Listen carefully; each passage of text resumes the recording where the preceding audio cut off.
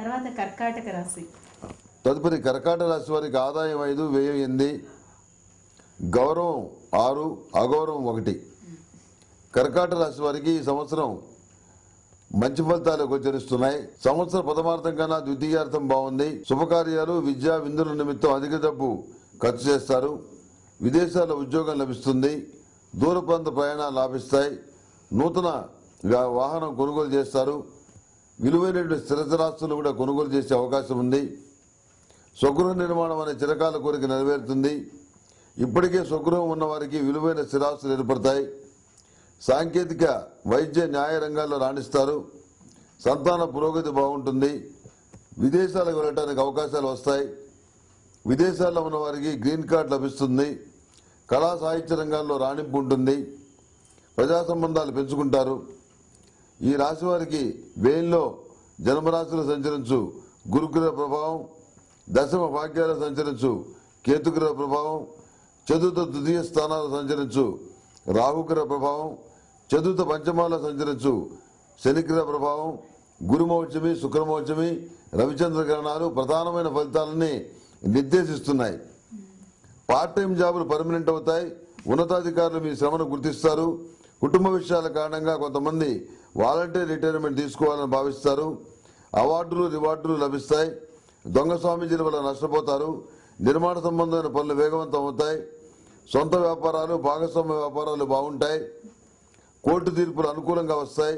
విద్యా సంబంధమైన విషయాలు బాగుంటాయి. మెరిట్ మార్కులు సంపాదిస్తారు. దగ్గర దాకా వచ్చి దూరంగా వెళ్తున్న సంబంధాలు ఈ సంవత్సరం ఫలవంతం అవుతాయి. వివాహం జరుగుతుంది. శుభకార్యాలు చేస్తారు. వివాహం ఘనంగా చేయాలని చెప్పి నిర్ణయించుకుంటారు. రాజకీయపరమైన జీవితం బాగుంటుంది. నూతన పదవీ బాధ్యతల్ని సక్రమంగా నిర్వహించగలుగుతారు. వ్యక్తిగత, కుటుంబ ప్రతిష్టలను పెంచుకోగలుగుతారు. సంబంధ బాంధవ్యాలు తెంచుకుంటారు. మానసికమైన ఉల్లాసాన్ని, మనోధైర్యాన్ని కలిగి ఉంటారు. సామాజిక సేవా కార్యక్రమాల్లో, యూనియన్ కార్యక్రమాల్లో ఉత్సాహంగా పాల్గొంటారు. మంచి పేరు ప్రఖ్యాతులు లభిస్తాయి. కారణాలు ఏవైనా కొంతమంది సన్నిహితులు దూరం అవుతారు. ఇది మీ మానసిక వేదన కారణమవుతుంది. మరికొంతమంది సన్నిహితులు అవుతారు. వృత్తి ఉద్యోగ విషయాల్లో న్యాయబద్ధంగా మీరు వ్యవహరించే తీరు చాలా మందికి నచ్చదు. అందరికీ కావాల్సింది అన్యాయమే. నువ్వు బాగా దోసుకొని బాగా తిని మాకు కూడా కొంత పెట్టునాయని అని చెప్పాలంటే వాళ్ళు సంతోషపడతారు. దురదృష్టవశాత్తు ఆ పని మీరు చేయలేరు కాబట్టి మీ మీద వాళ్ళ ద్వేషం పెంచుకుంటారు. ఇది కారణం. దీని గురించి పెద్దగా బాధపడద్దండి మీరు. ఇది కలియుగ ధర్మం. వృత్తిపరంగా నక్క మనస్తత్వం కలిగిన వ్యక్తుల వల్ల ఇబ్బందులు ఎదురవుతాయి. మహోన్నతమైన శిఖరాలను అధిరోహించాలనుకున్న మీ ఆశయాలు, అందుకు సంబంధించిన కృషి పురోగమనంలో ఉంటాయి. మీ వ్యక్తిగత, వ్యాపార, ఆర్థిక సంబంధమైన విషయాలు ఎంత గుట్టుగా ఉంటే అంత మంచిది. గతించిపోయిన వ్యక్తుల జ్ఞాపకార్థం కొన్ని మంచి కార్యక్రమాలు చేస్తారు. తత్సంబంధమైన జ్ఞాపకాలు మీ మానసిక వేదనకు అప్పుడప్పుడు కారణమవుతాయి. ఈ రాశిలో జన్మించిన వారికి ప్రేమ వివాహాలు చెప్పదగినవి కాదు. జీవితాన్ని కష్టాల పాలు చేసుకోవద్దు. మధ్య మధ్యలో జీవిత భాగస్వామితో విభేదాలు ఏర్పడతాయి. ఈ రాశిలో జన్మించిన కొంతమంది చట్టబద్ధంగా, శాశ్వతంగా విడిపోయే పరిస్థితులు గోచరిస్తున్నాయి. విదేశాల్లో ఉన్నటువంటి మీ సన్నిహితుల ద్వారా, అదేవిధంగా మీ బంధువుల ద్వారా ఆర్థిక సహాయం లభించే పరిస్థితి స్పష్టంగా గోచరిస్తోంది. మీ ప్రాధాన్యతను తగ్గించేటువంటి ప్రయత్నాలు తాత్కాలికంగానే ఫలిస్తాయి. ఉన్నంతలో మానసిక ప్రశాంతత ఏర్పరచుకోవడంలో ఆనందం ఉందని గ్రహిస్తారు. మీ వ్యవహార శైలిలో అనేక మార్పులు తెచ్చుకుంటారు. భాగస్వామ్య వ్యాపారాలు లాభాల దిశలో నడుస్తాయి. కొన్ని మొండి బాకీలు వసూలు అవుతాయి. ప్రభుత్వ పరంగా, ప్రైవేటు పరంగా రావాల్సిన ధనం అది కష్టం మీద చేతికొస్తుంది. బ్యాంకు బ్యాలెన్స్ చూసుకోకుండా చెక్కులు ఇవ్వడం వల్ల స్వల్ప ఇబ్బందులు ఎదురవుతాయి. నిర్మాణపరమైన పనులకు సంబంధించి మంచి ఖ్యాతి లభిస్తుంది. ఊహించినటువంటి ఆర్థిక పరిణామాలు కొన్ని ఎదురవుతాయి. వాటి కొరకు ధనం తెచ్చి సర్దుబాటు చేయవలసి వస్తుంది. ఫైనాన్షియల్ స్కీములకు సంబంధించి దూరంగా ఉండండి. ఈ రాశివారు పాశుపత కంకణాన్ని చేతికి ధరించడం చెప్పదగిన సూచన. మీ వ్యక్తిగత జాతకం ప్రకారమే విధి విధానంగా రుద్రాక్షలు ధరించండి. మీ వ్యక్తిగత జాతకాన్ని పరిశీలించుకోకుండా ఎవరో ఏదో చెప్పారని చెప్పి రుద్రాక్షలు వేసుకుంటే అందువల్ల మంచి ఫలితాలు రాకపోగా చెడు ఫలితాలు వచ్చే అవకాశం ఉంది. ముఖ్యంగా స్త్రీలు ఎవరు కూడా రుద్రాక్షలు ధరించకూడదు. స్త్రీలకు రుద్రాక్షలు ధరించేటువంటి అధికారం లేదు.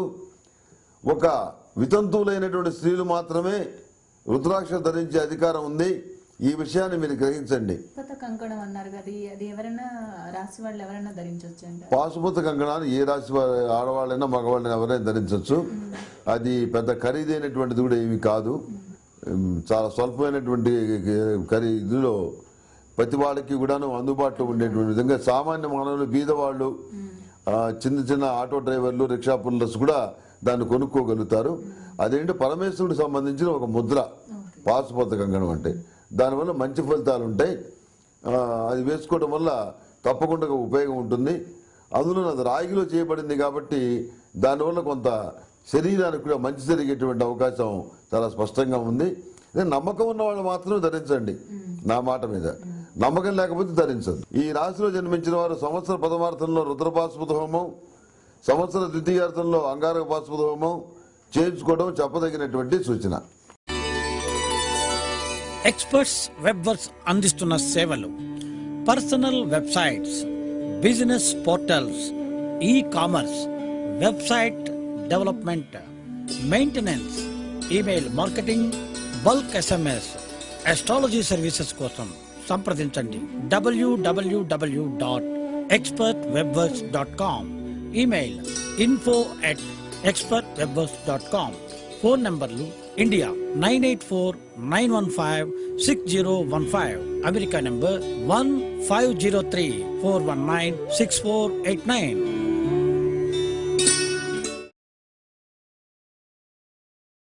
శ్రీజయనామ సంవత్సర రాశి ఫలితాలు. మరి రాశి ఫలితాల్లో చాలా దోషాలు ఉన్నప్పుడు వాటిని సరిచేసుకోవడానికి మార్గాలు కూడా సూచించారు.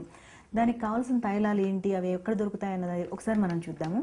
అష్టమూలిక తైలము, నాగసింధూరము, అష్టమూలిక గుగ్గిలము, సిద్ధిగంధము, సరస్వతి తిలకము, ఎరుపు మరియు పసుపు ఒత్తులు, అరటినార ఒత్తులు, లక్ష్మీ తామర ఒత్తులు, తెల్ల జిల్లేడు ఒత్తులు, స్వర్ణరక్ష చూర్ణము నవగ్రహ దోష పరిహారం కొరకు.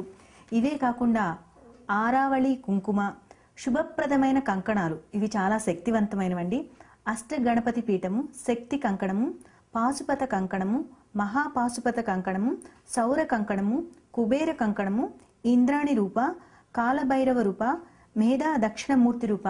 మరి ఈ రూపాలన్నీ, ఈ తైలాలన్నీ, ఈ సింధూరాలన్నీ మీకు చాలా ఈజీగా దొరుకుతాయండి. ములుగు.comకి వచ్చారనుకోండి, ఇవన్నీ మీకు లభిస్తాయి. ఇక్కడే కదండి, విదేశాల్లో కూడా ఇవి లభ్యమయ్యేటట్టు ఏర్పాటు చేశారు.